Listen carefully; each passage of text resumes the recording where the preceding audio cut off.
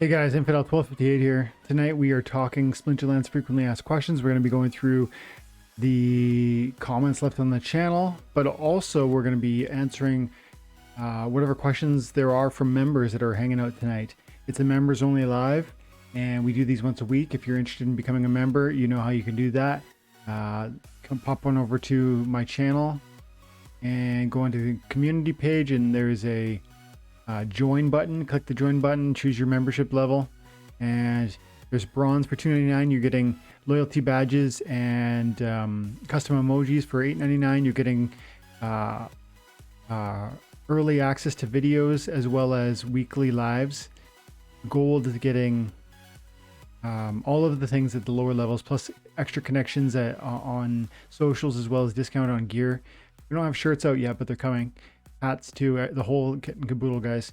Champion is 150 right now, and that's a one-on-one for an hour per month. And then I'm introducing a diamond level, which will have a group private chat once per month, as well as 15-minute lives with each of you individually. So if you're interested in that sort of thing, stay tuned on that. Memberships, that's we do these weekly lives for a reason, guys, so we can keep the community tight, get to know the guys, let them get to know me, and we're gonna get into it. I usually like to start them a little bit early, even if no one's here. Looks like 3 members are waiting. I'm gonna go live.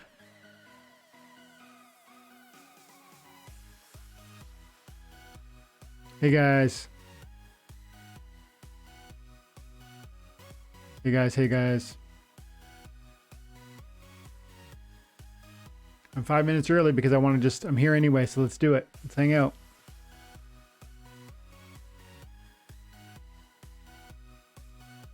So tonight, for those of you who are listening, tonight I'm going to go through some questions from the channel and hopefully address some interesting stuff that will later this weekend be applicable to the broader audience. See. But also, if you guys have questions, I want to get into that. Nice. Gon says he loves JRE, especially interviews like Jimmy Corsetti and Graham Hancock. Who's Graham Hancock? Graham Hancock. British writer and journalist. He promotes pseudoscientific theories involving ancient civilizations. Oh yeah, I remember him. Super interesting. And then I think I know the other guy you're talking about too. Jimmy Corsetti. I think I saw that one. Yeah, I saw that one. I watched that whole thing. Talking about the pyramids, talking about Atlantis. Very fun stuff. Hey, Days. Good to see ya. Close that out. Here. How you doing? And you're back. Nice. You made it. You stayed up. I saw your first comment. You're like, you weren't sure you were going to make it. You made it. So if you have any questions that you want me to get into tonight, you let me know, okay? But I am going to go through, I'm going to be hanging out in the chat. I'm going to be watching what you guys are talking about. And I'm sure more people will show up as we go along here. But I'm going to also try and do a frequently asked questions video. So we'll just be recording some of these questions that are popping up on the channel. Some of the comments and the questions, and then I'll be checking in with you guys that are here live to see what you're thinking about and you're curious about. So Victor Garcia said, man, I'm so happy for your great polls. Thanks, dude. That was pretty fun, man. That 1,000 pack. Yeah, super long weekend days. Super long week. And you know, it's great though, because this weekend I'm on vacation now. I'm officially on vacation for 2 weeks, and I am going to be working with the channel. I'm going to be working actually like fielding emails for my office job, also trying to get things in order a little bit. But Christmas is coming, and I'm pumped. Thanks, Victor, for the support there, buddy. The 1,000 pack opening was so much fun. I really enjoyed that. I look forward to doing another one of those. We're definitely going to do another 1,000 pack opening, but it's going to be after I get the general sale packs. Akeem Adrian Tulio said, pick me for the bulk buy. Love you from the Philippines. Thanks, pal. I only really took whoever replied to me, whoever wrote to me and specifically said that they wanted to get in on it, and they gave me a number, and they said they were down with the details, like what I had shared with them. So I'm really not soliciting any more participation in that.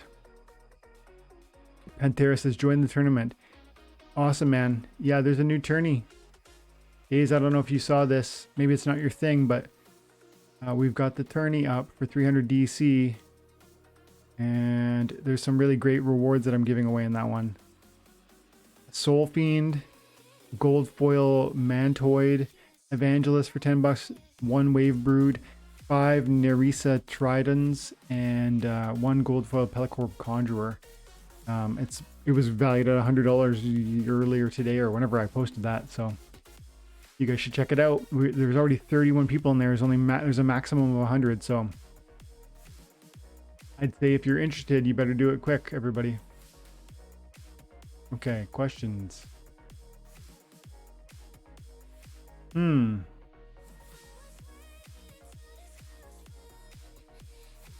Let's see.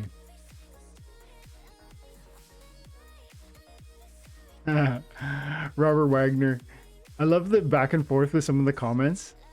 Like someone will be like, comment on my hair, and then someone will make some comment about that, or my sweatshirts, or the music, and Robert says, don't listen to that guy, it's the music's not too loud. Awesome, man. Thanks. Speaking of sweatshirts, I got this new one. I don't know if you can see it. It says famous enough. It's from like it's from a clothing store called, I think, Art of Homage, and they are like Christian clothing people. That they're not sponsoring this at all. I bought the sweater and I like it, and it's like famous enough. Like, I don't want to be famous. I'm trying to honor God. I'm trying to give glory to Him. Forget about me. I like that, especially since the YouTube channel is kind of doing well, and it's like I don't want to be focused on like numbers. I don't want to be focused on, you know,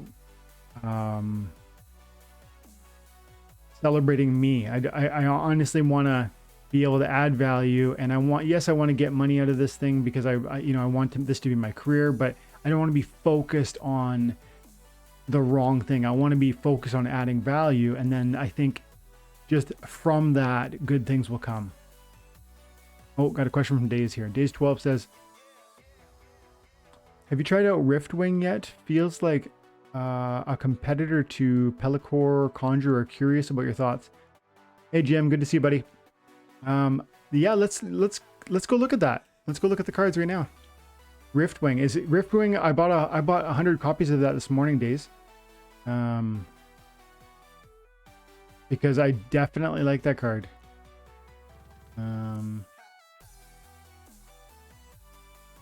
Let's see, filters. Purchase. I'm trying to filter my own search history so that I can market history, so that I can see. Yeah, see Riftwing.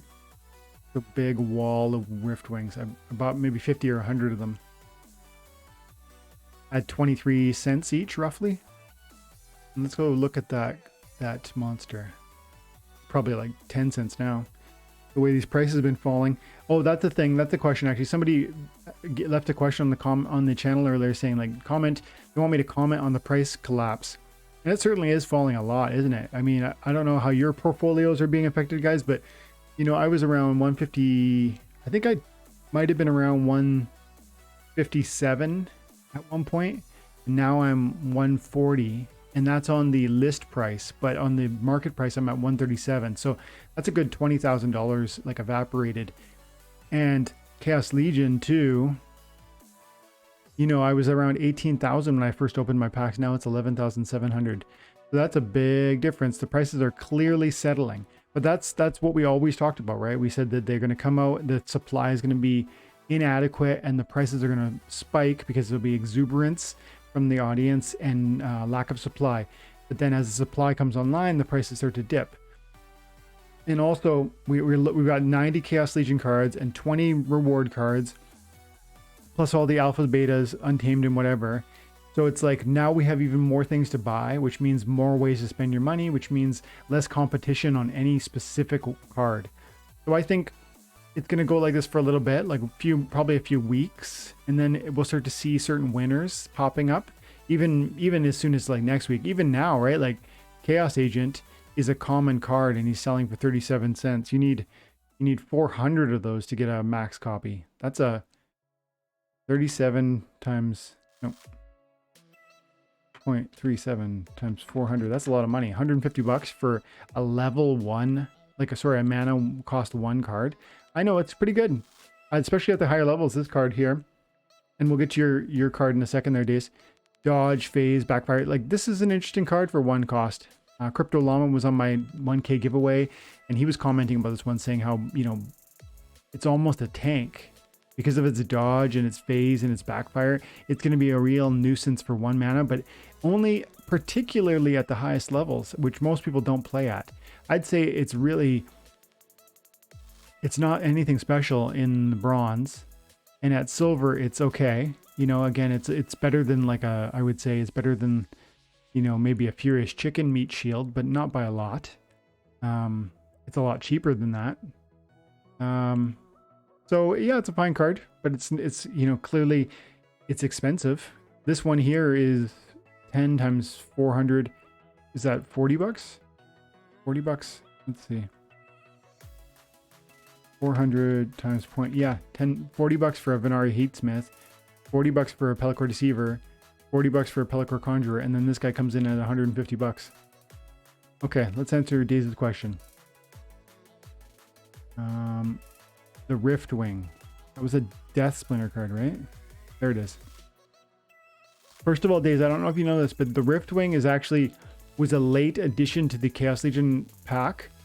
At first, it didn't exist, but then they made that artwork. Let's go Splinterlands, Chaos Legion. They made this artwork, and then the bats. I guess Nate loved this artwork, and then later on was like, these bats should be something. They're not a character. We should make them a character. So that's the Riftwing. But it was tacked on or thought up after the fact. And so I think it's extremely powerful with flying, Scavenger, backfire, headwinds. That's why I bought like 100 of them today. And look, it's gone up actually since I was buying them at 23 cents and it spiked by 10 cents, which is in this environment, you guys know, is pretty rare. Like most things are falling. So clearly people do like this card. Again, just like the Agent of Chaos or whatever that last card I looked at, this is an excellent card, but it gets, I would say it's defined by its higher level power. You know, at the lowest level, it's going to be fine. You know, it's going to be interesting. Flying, Scavenger, 5 hit points. That's a pretty decent meat shield, but it is 4 mana cost.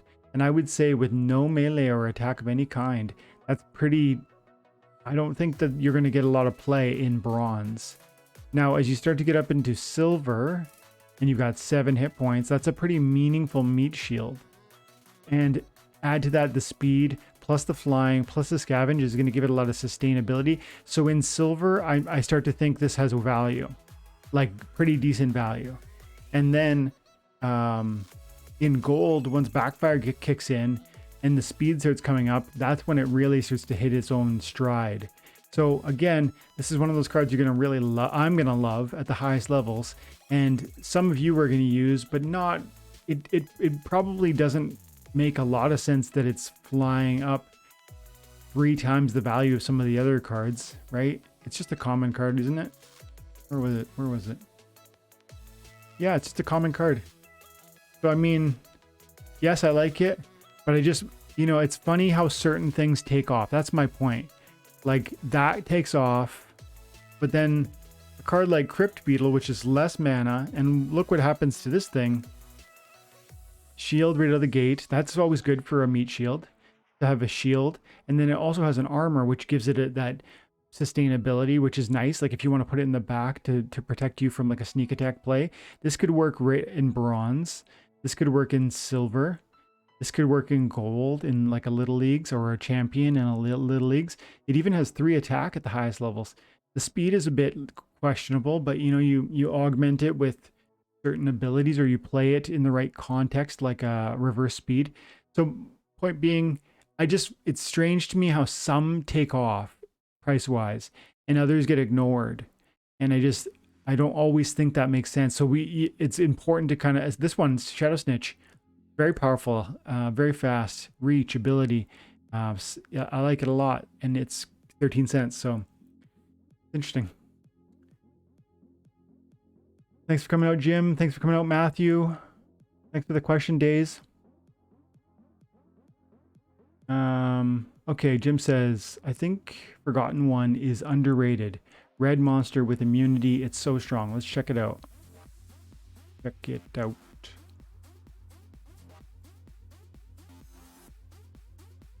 This is one I really like. I like all the ants because they have the shield, and they have scavenge, and the other one, Ant Miner with the 2 cost. I love this card and I use it a lot. And then the Antoid Platoon to me is like an extension of that. So this is the card I like, especially for 20 cents. Now, Jim was calling which card? The Forgotten One. Forgotten One. Let's go like this. Make it easy on myself.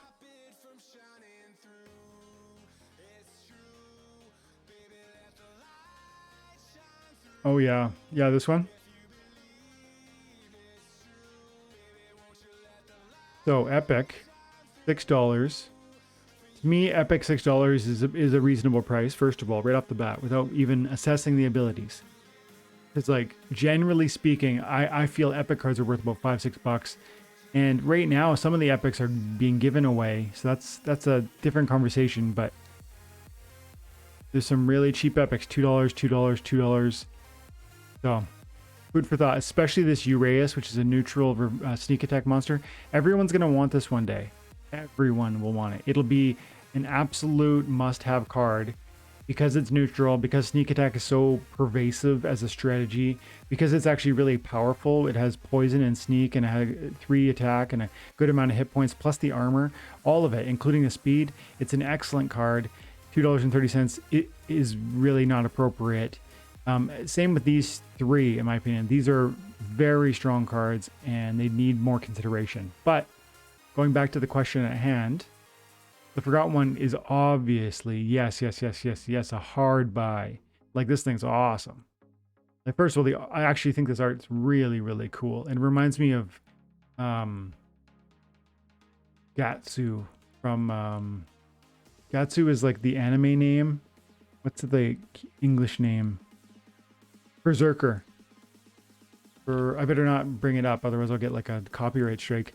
Berserker is an anime with this dude with a gigantic sword. The sword's like as big as your house. Like, it's like 10 feet long and he wields it perfectly.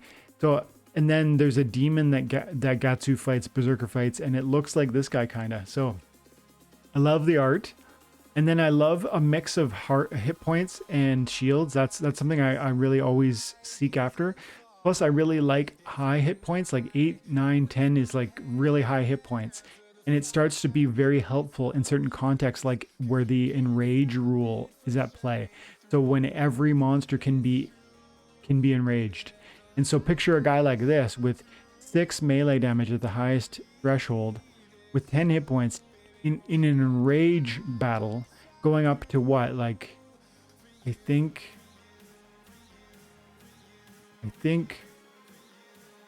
3 is 2. So 10. I think 10 attack. And then if there was any inspire, and he's only 9 mana. Like, 9 mana in today's day and age is like actually not that high with some of these new people. So yes, I love it. With the retaliate, with piercing, this is a card I really, really strongly like actually. And I haven't thoroughly considered it, but I definitely agree with you, Jim. Hey Matthew, hey Mark, or March, hey Chris. Thanks for coming out, Chris. Yeah, guys, just so you know, I see some questions popping up, but that's awesome. I am taking questions for sure. And I am also going through questions from the channel. So if there's cards you want to feature, if you want to talk about some, new ability or some synergy between cards, let me know in the comment section. Otherwise, if there aren't questions, at some point I'll just pop over and see what's going on the comment section from the channel, and we'll make this a frequently asked question video moving forward into the weekend here. So yeah, Jim, I love that one. That Forgotten Ones looks exceptional, especially for the 6 cost is reasonable. It's not a deal in this marketplace, but it's reasonable. And you only need 46 of them to get a max level copy. I would hold out though. I'd wait and watch. And maybe I'd buy a couple and I'd wait and I'd just see how it goes. Matthew Young says, with the prices falling and eventually stabilizing, how do you think the rest of the packs will affect prices in little more than a month? So let me think that through. So it's December 10th, and in a month and a week, on January 17th, we're going to get probably 6 million new packs or something sold. I would think between now and January 17, I bet either between the white glove sale and then the first day and week of that general sale, I suspect we're going to sell 6 million packs. So to answer your question, there's obviously going to be a huge supply boom. And as a result of that, you would expect prices to dip. Let's go over and look at the Explorer. See how I feel like we've been plateauing on accounts. Our daily average players has really flatlined at around 400, 350 even. I wonder if this is because people last 3 days, they're just so overwhelmed by the marketplace that they're not maybe playing the game as much. I don't know. But as you can see, the number of spell books being sold is declining. So it feels like we're in a lull right now. And is that because of Bitcoin? So that's another factor, right? Is the Bitcoin price dip, is the altcoin price dip translating into, more conservative purchases on the marketplace? There's probably a lot of factors that could be considered, but I think the biggest one is to your point, there's going to be a lot of new supply coming online because between 4 million and 6 million packs are going to sell. And then a lot of those are going to open. Not all of them, probably 60% of them are going to get opened.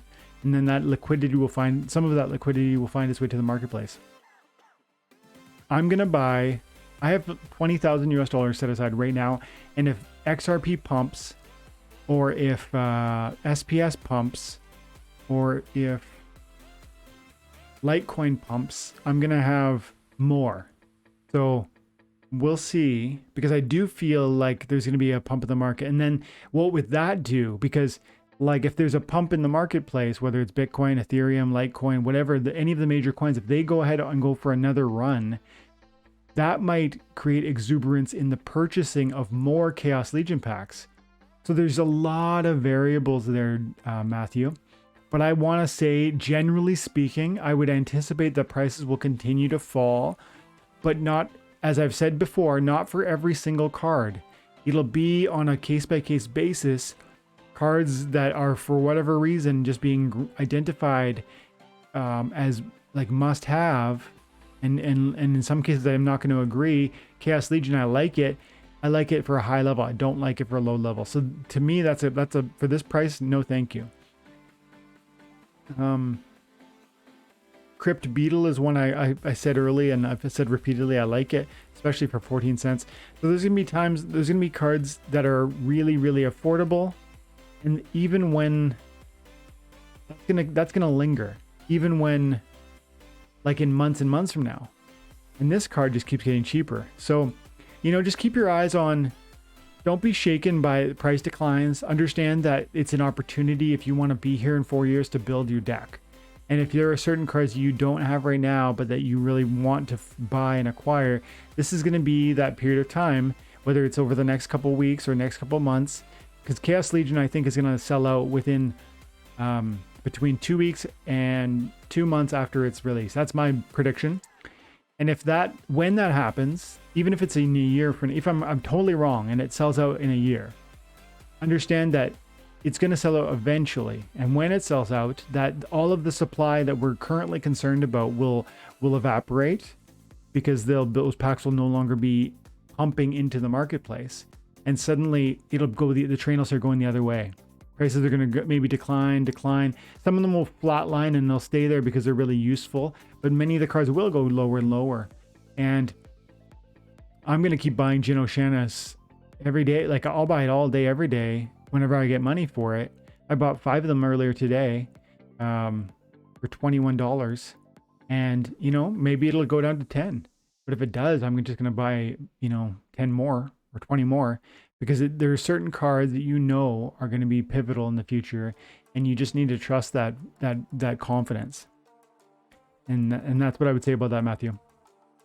And then Dave says, I like using him with the chicken. Chicken takes a hit and heals the Riftwing. Yeah, I see your point there. Whenever I have a scavenger days, whenever I use any scavengers, I always bring chickens, and now I bring my fiends with me, because you want as many easy heals for your scavenger as possible. And you know what's even better? When you can bring more than one scavenger. That's what I find is really key. I like to play death. No, not epic. I like to play death. Can we do this? Can we do this? Scavenger? Yes, we can. Scavenger. So like, I like to play death. And then of course you can do neutral. Regular. So I do parasitic growth and maggots. And now I'm going to use Riftwing also. And then dark, like, you could build a team. Look at this. I could literally build a team which is nothing but scavenge if I was using neutral and death. And that's pretty awesome. I mean, I don't know that these guys would synergize perfectly well, but you might use these two and this guy, and then maybe gelatinous cube in the front end. I think Riftwing has a different use case. Probably not in that battle, but I love double dipping on scavenge. March M says, hi y'all. Hey bud, good to see ya. Jim said, that Snake Boy is so good. Snake Boy, is there I assume you're making some kind of like playful reference to some character that I should know, but I don't know. Probably the one we talked about, maybe the fire. I'm not sure which one you're talking about, Jim. That's okay. My brain hurts. Hazel woke me up this morning at 5 in the morning, and I usually get up at like around 6. So, and the night before, this whole week, because of Chaos Legion, because of different family stuff, was wild. No sleep.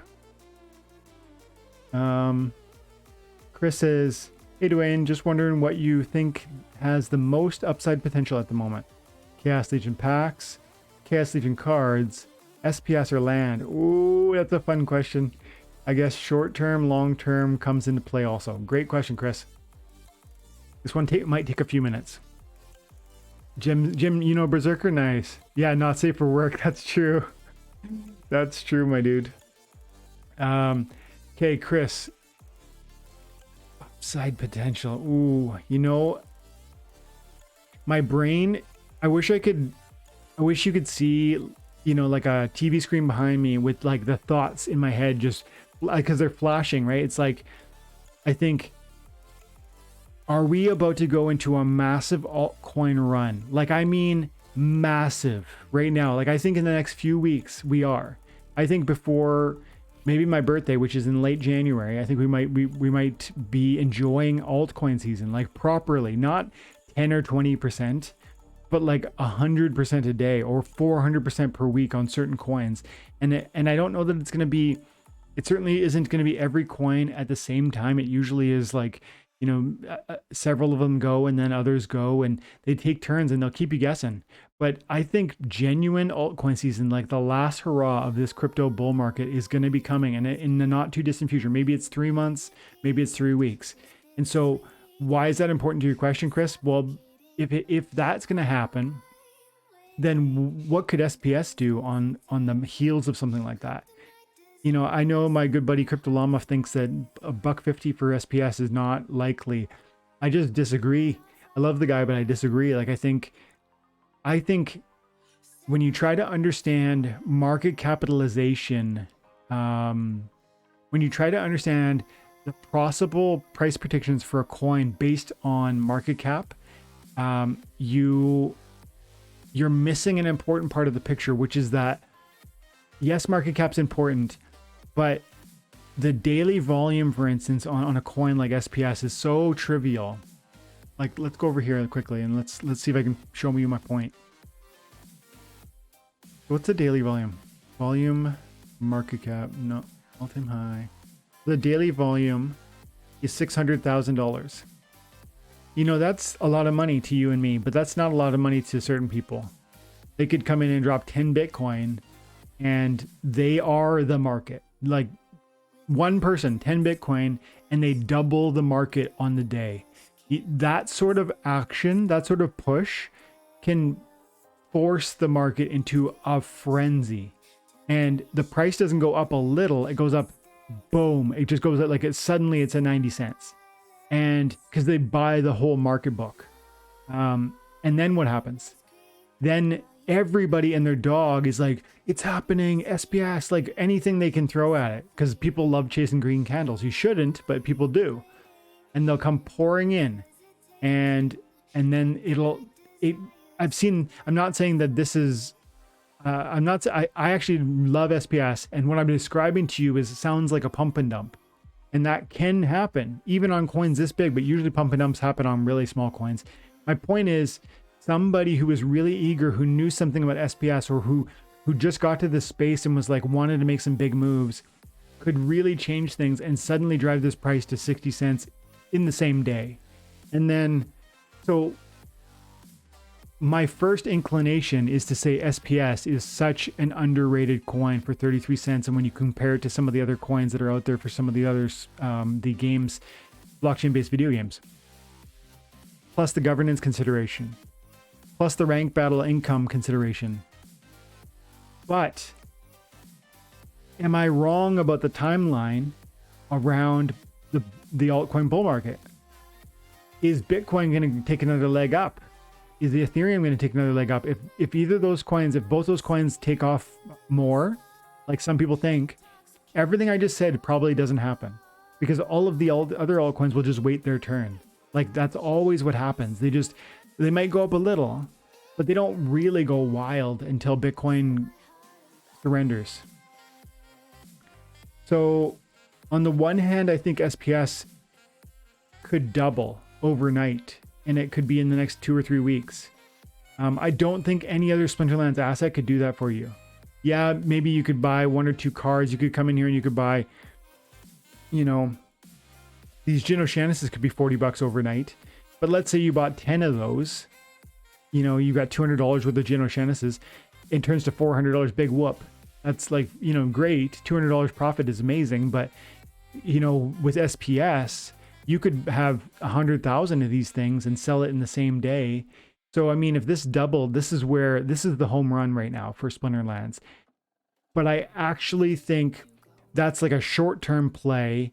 And then a medium-term expectation would be that Splinterlands would probably fall hard during the proper bear market, Splinter Shards.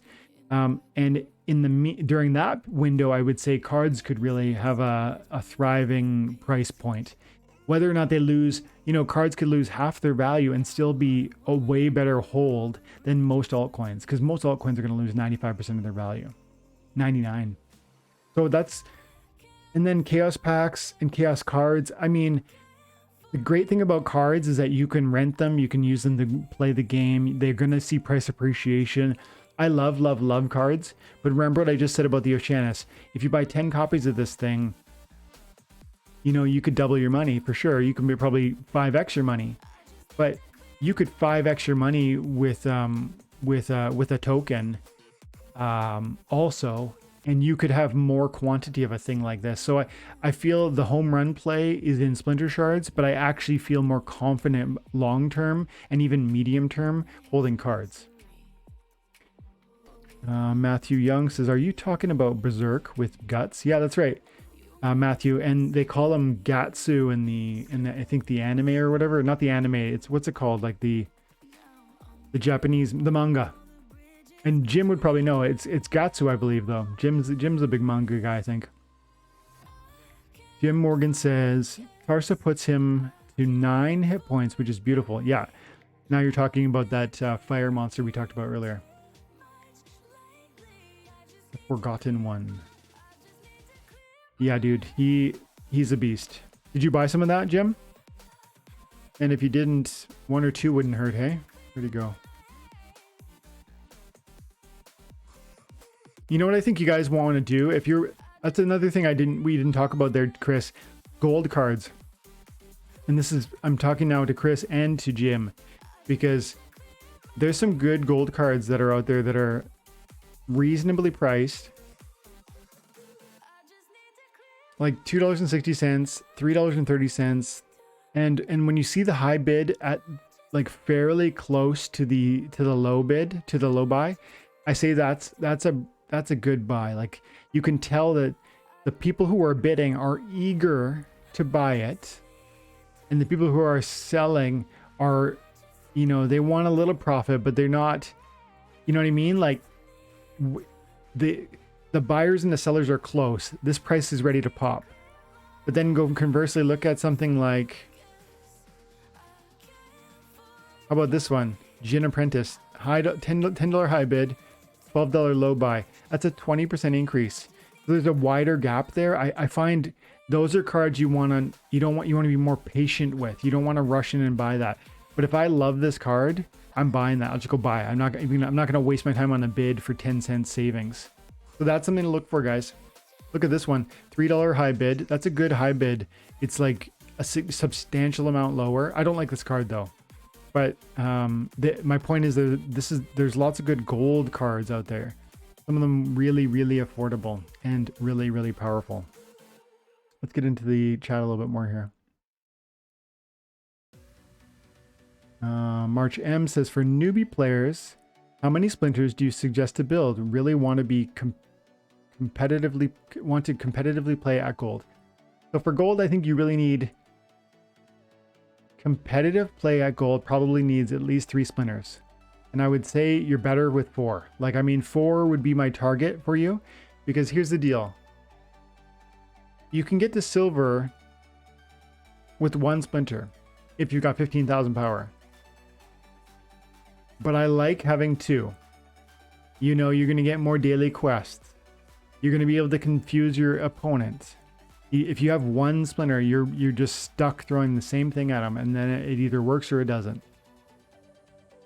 So at silver, I like 2. At gold, I like 3 or 4. And if you're doing 4, I say one of them should be dragon, because then you're going to get that multi-dimensional usage. You know what I mean? Like, you're going to be able to drop dragons with your blue summoner, with your red summoner, with your green summoner, and you get that crossbreed of that utility, that additional utility out of the interplay that can happen there.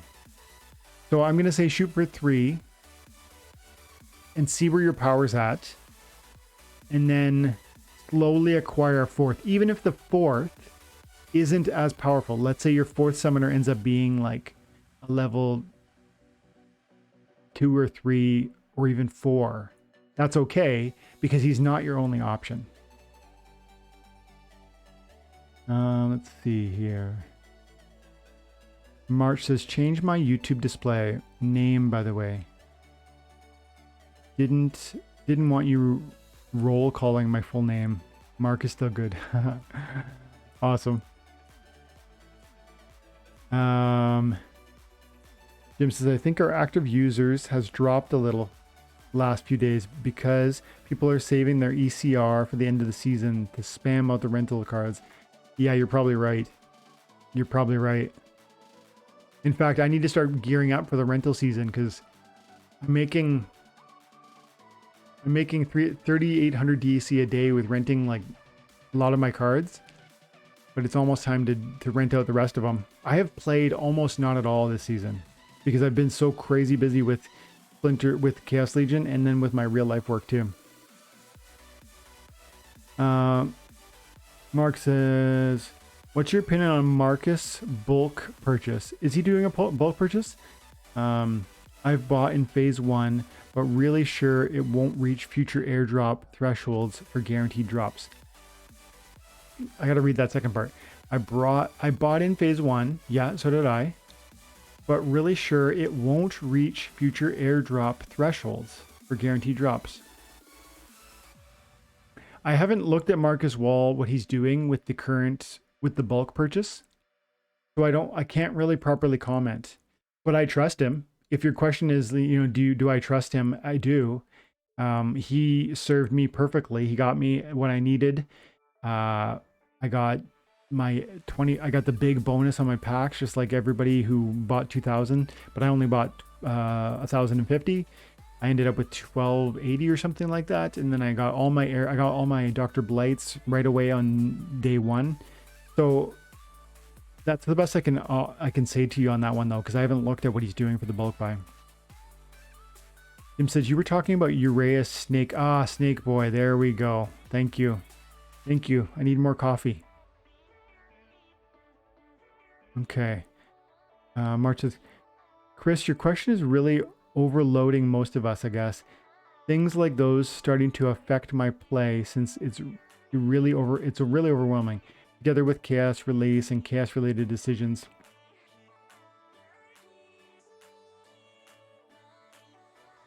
Yeah, there's a lot to think about. I think that's your point, right? It's like the game, the meta evolution, improving your deck, but then should I do cards or packs? Should I play them? Should I invest in one of the tokens and wait for the airdrops? Yeah, that's the thing about Splinterlands, man.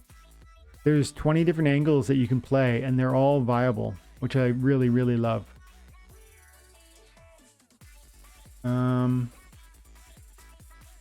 Okay. Matthew Young. They would call him Gutsu. Okay. It's a bit strange. Basically Japanese English. Gotcha. I've actually studied Japanese for a few years now. I see. Yeah, I really love that series.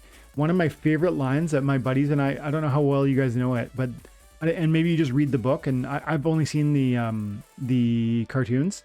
There's like a 25 series cartoon of this Berserker, and it's amazing. First of all, it's beautifully illustrated, and second of all, it's like amazingly well voice acted in English.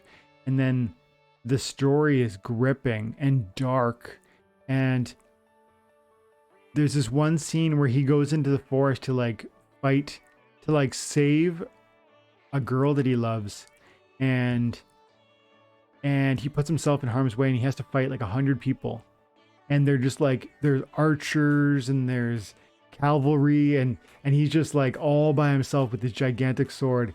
It's amazing. And I think it's that scene.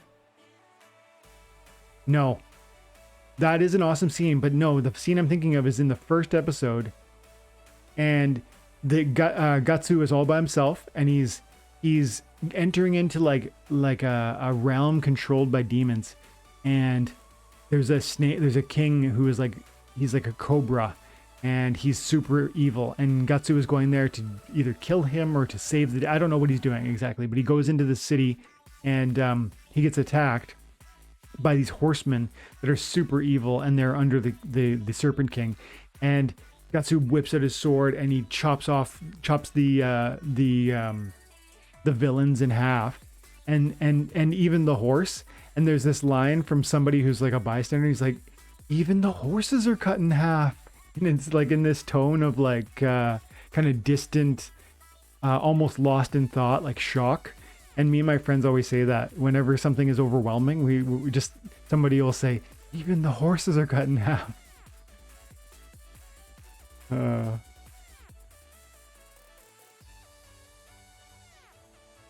Jim says guts in English. It's still guts in Japanese, but how they pronounce is gutsu. Got you. Or gutsu. Being a common syllable in Japanese, while the T's is not. Gotcha. And March says, how was vacation? Hope you got a chance to unwind with the family. I did. We went to our Canuck place, home away from home, and they make fresh cookies every day. Like they have a kitchen there, the kitchen staff. They made fresh cookies. They just share it with the kids. They take the kids out on different outings. Like they brought both my daughters to a bookstore, and they bought like, you know, books for themselves, and Canuck Place like buys them a gift, just to like make them feel special and get them, you know, thinking about more fun things. And then we watch Christmas shows and we just relaxed, man. Yeah, thanks for asking that. Thank you. It was good. It's not over though. This week I have 2 weeks vacation starting today, or starting tomorrow, and I am going to be working because I'm really behind right now. But I am on vacation, so I don't have to be accountable. I don't have to go to the office. That's all good. Matthew says it's one of my favorite anime. Yeah, man, me too. It's so grim and dark, but so amazing. Yeah. Yeah, it really is. I love the one of my favorite characters. I forget his name now, but he always throws knives, like little knives, and he's one of the main characters, but he's not like, you wouldn't consider him the hero. He's young, but he's not a child. I don't know his name, but he's a badass. And I love his narrative style. Like he'll comment on a scene, he'll comment on Guts' relationship with Casca. Casca's the main female lead, and it's you know what, guys, if you haven't seen it, you need to find it. There's some of them are on Netflix, but they're not the same. You need to find the 25 episode miniseries, which was amazing, from like probably 10 years ago. Chris Pratini says, ooh, here's one. How about must-have Chaos Legion cards for Silver League? Okay, that's a good one. That's real good. Okay, let's go market, buy.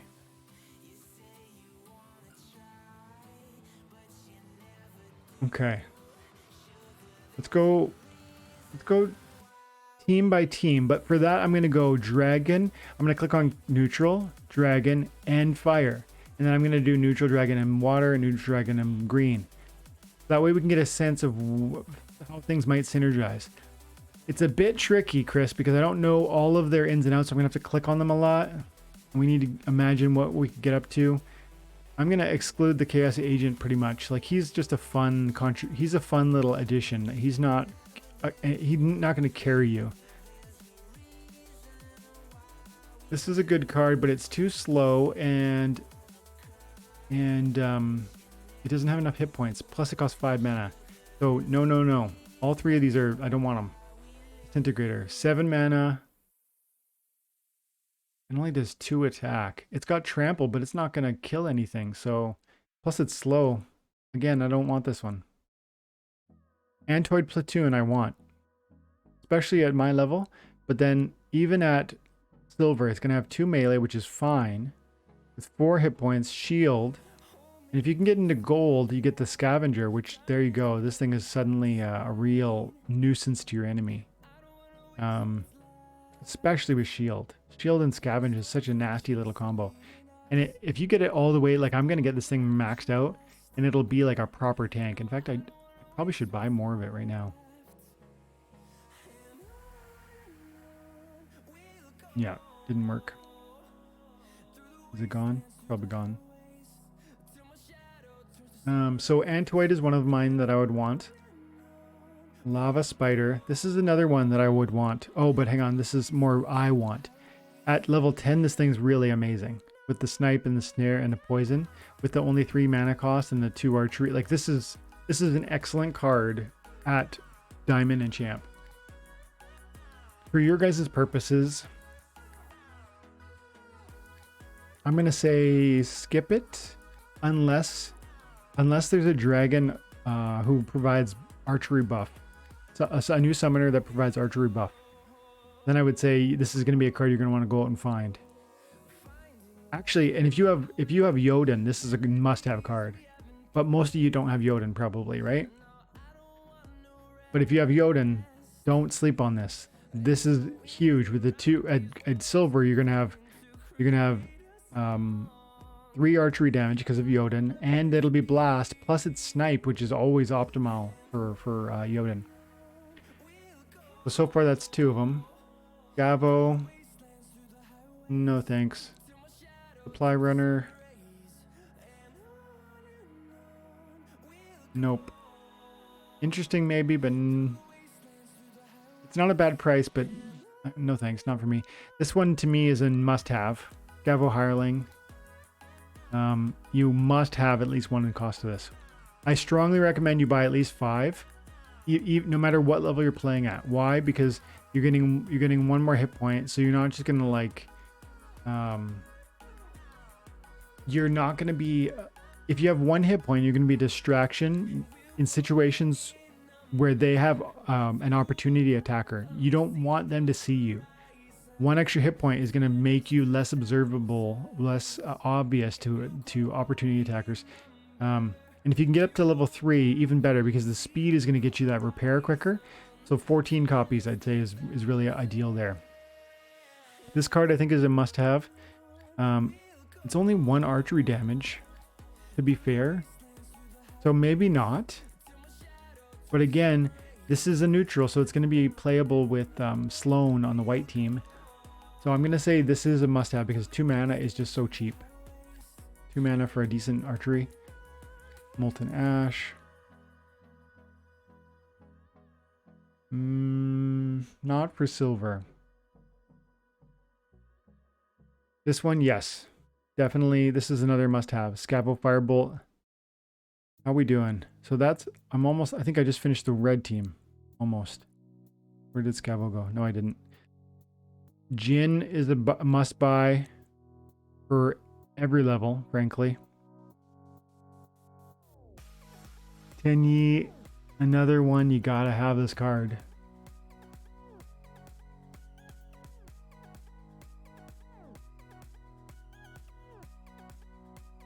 Amplify. This is a card that everyone's going to want because whether you're playing Ouster or whether you're playing the Thorns guy, this is one people are going to want. And I'm not sure everybody knows that yet. It's a $120 for a rare. That's a very reasonable price. With the Dispel, the Amplify, and Redemption, I think this is a good little package, especially for 4 mana cost. So I'm going to want those. Zenith Monk.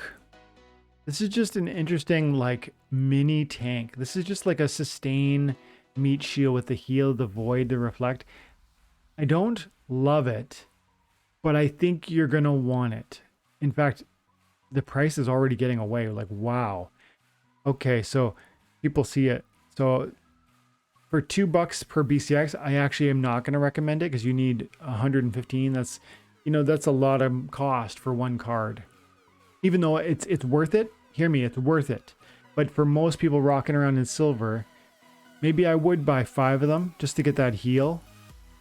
There's not a lot of healers at silver, but then I wouldn't bother trying to get up here.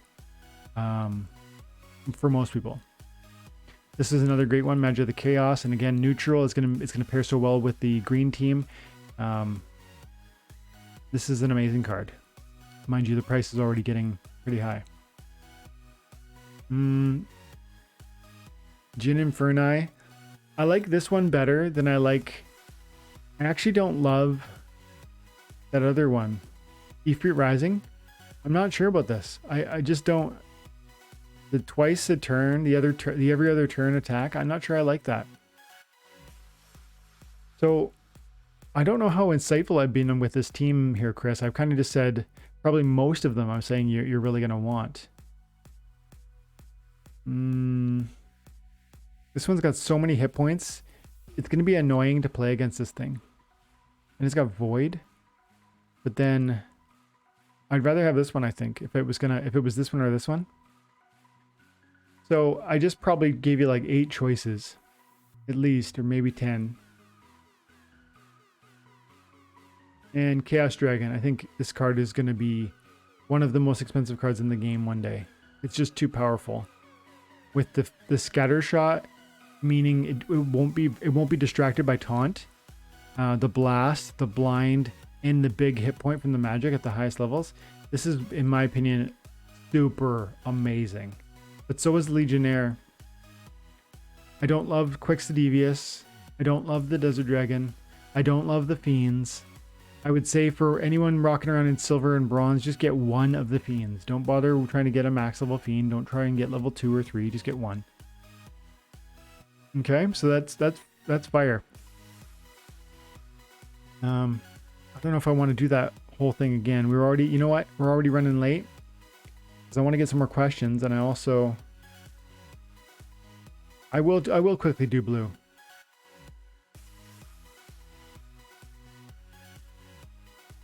Angelic Mandarin you're going to want because of the triage. Triage is too important. This one's an interesting opportunity monster with 3 melee out of the gate. I really like that actually. I don't know if I say it's must have, but it's a decent price. It's pretty expensive actually for common. But you only need 1 copy really. I'd say you want 5 copies because you want that extra speed. The River Nymph. Cool, but this one you're going to need. So you're going to need Angelic Mandarin, you're going to need Murdali Guardian, you're going to need Demon, you're going to need Wave Brood, Nerissa. We're giving away 5 Nerissas, guys, so pay attention to that one. I'm throwing this tournament here. See, 300 DEC, and I'm giving away 5 Nerissa Tridons, 1 Wave Brood, 1 Evangelist, 1 Gold Foil Mantoid, 1 Soul Fiend, and then a Pelacor Conjurer. 31 people are already in, and 100 is the max that are allowed to join.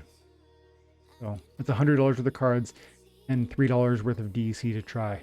And so 1 in 10 of, you're gonna have a 1 in 10 chance of winning a card, because it doesn't matter if you finish first or last. So that was quicker actually. I could do, if I move that quick, I could do the rest. Green. Hill Giant's really nice for the huge hit points at the higher levels, but you know, in silver, I don't think you're going to want this one, frankly. Nope. Maybe? No. It's only 2 attack. And I just feel for that maybe I would. Yeah, Venari Scout for 20 cents. I'd buy 30 copies. Yeah, if I was in silver. Knifer. Interesting, yeah. Maybe. 32 cents is getting a little bit expensive for a common. This card I like a lot. Shield, Giant Killer, and Rage, but I like it for higher levels. For your guys' level, it's just okay. And it's a reverse speed monster, right? Not really ideal. Goblin Psychic is obviously quite good for level 1. Tank Heal and the 2 attack. Slip Spawn, everyone needs this card. You need 1. I would recommend you get, hang on, it's rare. I think you can play level 4, and if you can, you should get it. Because Force Field is too important. I already talked about that one. I don't love the Jarks. It's pretty good, but I don't love it. Acid Shooter's fine. I don't really think it's that good. $3.40 good. It's fine. Rund. Double Strike is always a super important thing. With Trample, this combination to me sounds broken. Think about it. And the Cripple. Yeah, this card looks broken to me. Mind you, it's 10 cost, so it is going to be susceptible to Giant Killer. But think about Double Strike in tandem with Trample. And in certain contexts where you are inspiring him and there's a rage, he's going to do like 5 attack times 2, and he's going to trample the guy when he kills him. And then those modes where it's all you trample, like that could get out of control. Not to mention Cripple is going to be annoying at AF. So this one is for a green, it's going to be you're going to want that. Okay, let's quickly keep moving. White. Nope. Nope. I mean, you're going to want these low mana cost monsters, but I'm saying if you're in silver, you're just building a deck, move on. Find something else. Even this one, keep looking. Yeah, this could be good. Re-attack at level 4. Wow, hang on a second. 3 attack at level 4. What is this? Is it a sneak monster? Oh yeah, we need to buy some of these right now. This right here strikes me as a card that we're all going to want.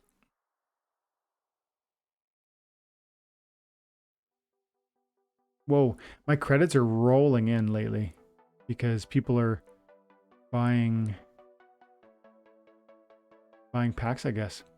So Stitch Leech, check it out, guys. That's for 3 attack in silver is huge. Slow, but it's cheap. It's a good card, a really good card. Pelicor Albarist is a must-have. So is probably the Gem Meteor if you're focusing on a general Sloan type build, and definitely the Prismologist. I don't love Vool. I already told you, I don't love Desert Dragon. Void Dragon I like, but you know, again, for the cost, I don't know. Okay, and lastly, Death. Stitch I really like, especially at the higher levels, but Silver, no, forget it. Carrion Shade. This might be something to have in your pocket for like those annoying Earthquake matches where you want one more meat shield. It's going to have that flying and just stay alive. I really like the Crypt Beetle. This one they nerfed pretty hard, didn't they? But again, you can get it to level 3 attack within silver. This again, I think this is the same price as that last sneak attacker I just showed you. I say this one is if you play Death, is like a very you're gonna want this one. Riftwing, I really like Riftwing. I said that already at the beginning of the video. Life Sapper, I really like, especially now that it's only 3 mana. Cursed Windiku is got the heal, which to me, but you don't play. I don't think you get that level 5 rare at silver, so it's less important. This card's not that important for silver. No. I mean, it's good, but no. No. This card, I think, is a strong consideration, especially 2 magic out of the gate. Yeah, that's it. That's my thoughts. I feel like I gave you at least 5 from every team that you probably really want, and then maybe I gave 2 to 4 that you maybe don't need to touch. Long question, Chris, but it was worth it, buddy. Thanks for asking that question. Guys, I hope you found that one valuable because there's a lot of meat on that one. Let's see what the chat's saying. Where was I? Matthew remembers that scene. Oh, but must have. Okay. But and it says, Matthew, by the way, I love being a member of TNA too. It has been such a great experience. Thank you for the community you've built. Thank you. Thank you. Yeah, no, I really like what we're doing here, and I think we're gonna get. I think we have the chance to shape something within this space. What I mean is, when we build a bigger and bigger community, we can command certain type of opportunity that other communities can't. Think about YGG, which is Yield Guild Games, and they're big enough that when they came to Splinterlands, everyone, aggro Diaba, they're like meeting with these guys, they're talking with them, they're creating sweetheart deals for like, what if they bought land, or what if they bought, so many packs. All of it was like intended to incentivize their excitement at partnering with Splinterlands. And I think TNA can aim at something like that, where we as a community get so large that we start to, whether it's in Splinterlands or a different game, we start to reach into those communities and they start to be excited to have us and willing to offer us certain incentives. And so I love that you guys are here supporting the channel. I love that you guys are, most of you have been here for months now. I hope you think about this in a long-term way. And I hope you understand that this isn't just a YouTube channel where we talk about a game. It's actually it's like a growing business partnership where we're becoming closer and closer, and we're getting to know each other. You're getting to know me, especially after we do this bulk buy. You're going to see, how I handle that, and there's going to be a lot of transparency there. And you guys are going to feel. I'm confident you're going to feel more and more confident about who you think I am. And that's going to be important to me because I see this growing and growing and growing in the years to come.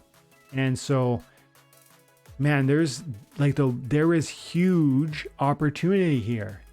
Bulk buy of Chaos Legion is one thing, but like, you know, could if we had 1,000 people that were under the TNA banner, what could we appeal to, you know, venture capitalists who want to deploy $1 million but lack the understanding within the blockchain based video game space to utilize that well?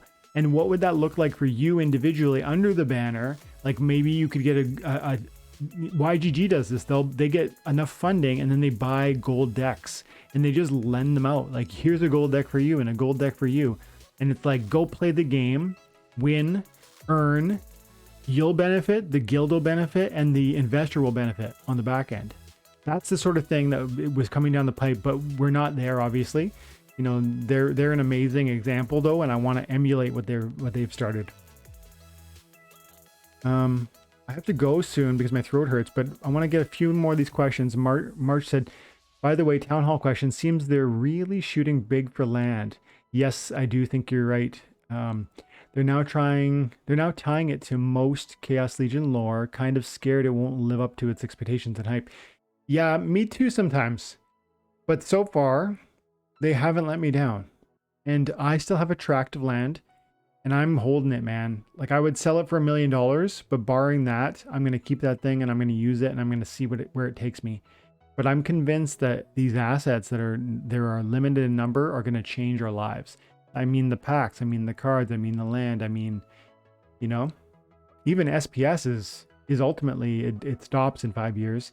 Yes, there's a lot of it, but you know, 5 years is going to move quicker than you think. 2022 is just around the corner. And, you know, how quickly did this year go for you guys? It's like you're going to blink and it's going to be 5 years from now. And then SPS is done. Okay. Silver comments go to level 5. Okay. Thank you. Thanks, Jim. Matthew says, yeah, I'm nervous to buy land because of the reasons above, but there's a piece of me that wants to take a risk. It feels more risky for smaller people just buying one land opposed to a bunch. I agree, Matthew. I do agree, actually, which is strange because you feel like you're putting in, like, let's say $700, so maybe it should be less risky for you than it is for me who bought 100 plots of land. But here's the thing, 100 plots of land, I have a promise that I'm going to get at least one keep. Now, a keep is going to have increased productivity. That's going to sell for more money. So it's like buying bulk buys through Splinterlands. You're going to get Dr. Blights and gold foil cards. And it's like suddenly the risk proposition actually improves. And when you buy one pack, one land plot, you might get a legendary land plot with magical resources and you might not. And if you did, jackpot. But if you don't, you know, it could just like think of the pack. Any of the packs you open, they could be 4 commons and 1 rare. Land plots are it's just gonna be 1 card inside, but the same thing is at work. It could be a really basic level plot or it could be an amazing legendary level plot. Jim says, something I have noticed about the new cards, you want pretty much all the commons and rares. You don't need all the epics and legendaries. Just see what you like. That's a great point, Jim. But you know what people should know about that is if you use the starter deck, understand that you are going to have access to all the Chaos Legion cards that are common and rare at level 1. So you will get no epic and legendary. So why don't you come through on Chaos Legion and just like look at these epics and rares and decide which splinters you like to play. And specifically focus on getting 1 copy of each of them, or the very pivotal ones, especially cards like Wave Brood, especially Jin Inferni, Nerissa Tridon, Forgotten One, Grund, Prismologist. These are cards you're going to need to have 1 copy of, at least 1 copy of them. Murat is an excellent card, and for $20, I think this is a must buy. Chaos Dragon is going to seem cheap one day at $40. This card is so powerful. And I like the Legionnaire too, but more for high levels. Okay, let's go for a couple more minutes because my throat's killing me.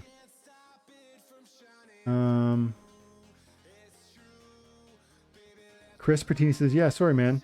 Too big of a question. No, it's fine. It's a good question. That's like a whole episode by itself. It sure is. But that's the important thing about this game, where this is why we're going to keep growing. The channel is going to keep growing and growing and growing. One, because you guys are supporting me and it's helping me actually stay exhilarated to come in here and do it, even when I am a little tired, even when, you know, whatever's going on in my life. It's like, I've got this community of people that love this thing and I want to come talk about it. But it's going to keep growing because of the complexity of questions like that. It's like yesterday or whenever just before Chaos Legion opened, that question would have been a totally different answer. What cards do I have to buy? Is a totally different question 2 weeks ago. And it's a totally different question in, I think, probably 5 weeks from today, because the market is going to continue to flush with these cards, these Chaos Legion cards. And then in 6 months from that point, when all the reward cards start to sell out and we get new reward cards, and then Rift Watchers, and then the next big launch of whatever card series, and then land is going to change things dramatically. And what's that going to do? And these spells that come from land and items that come from the farming of the land. So the evolution of the game requires the constant and close communication between groups like us who are like-minded and want to understand how to get the most out of this thing. So I love the question, Chris. I appreciate it, buddy. And actually all the questions, guys, you guys make this so much easier because you help me understand what people are wondering. Because it's not, your questions are the questions of thousands of other people. Like, you just go look at the other videos recently. Like, Chaos Legion Deep Dive. All I did in this one was like surf the marketplace for an hour and a half. It's got like 2,000 views. Frequently asked questions, 900 views. Bargain hunting, 2,100 views. Power creep, 2,000 views. These are the things on your guys' mind, and they're the things on the mind of the general populace who are figuring this game out also. And let's get one more. Probably 2 splinters in one episode already. Yep, I agree. Yeah, man, should have think about my question. No, it's good. And then the Blitz Dwayne is doing still great though. The Blitz. Thanks, man. Thanks. And lastly, March M says, does Splinterlands have P2P cards, peer-to-peer card barter platform? Really want to trade one white fiend for one black fiend, but it's not selling on the market or might have market fees. Yeah, thanks for your time and attention, Dwayne. Appreciate you. No, there is no peer-to-peer like my card for your card. In the old days, people used to hang out in Discord and do that. And if I had it for you, I'd hook you up. Let's see. Legendary. Which fiend are you looking for? I want to trade one white fiend for one black fiend.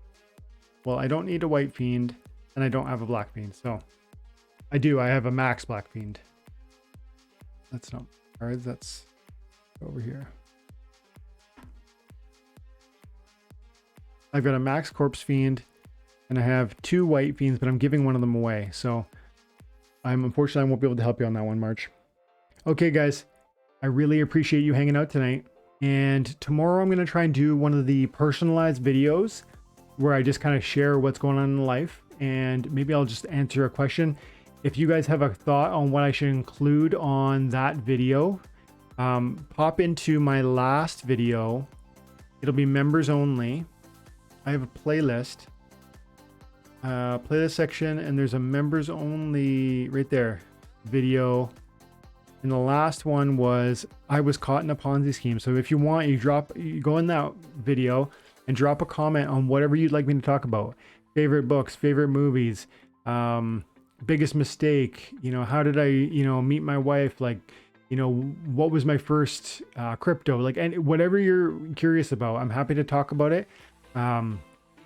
And I always look for questions in my last video. So I'm going to do one of those this weekend. Guys, appreciate you. Thank you, thank you, thank you. Have an amazing night. Thanks, Chris. Thanks, Days. You stayed the whole time. Wow. Okay, guys, I love you. God bless. Good night.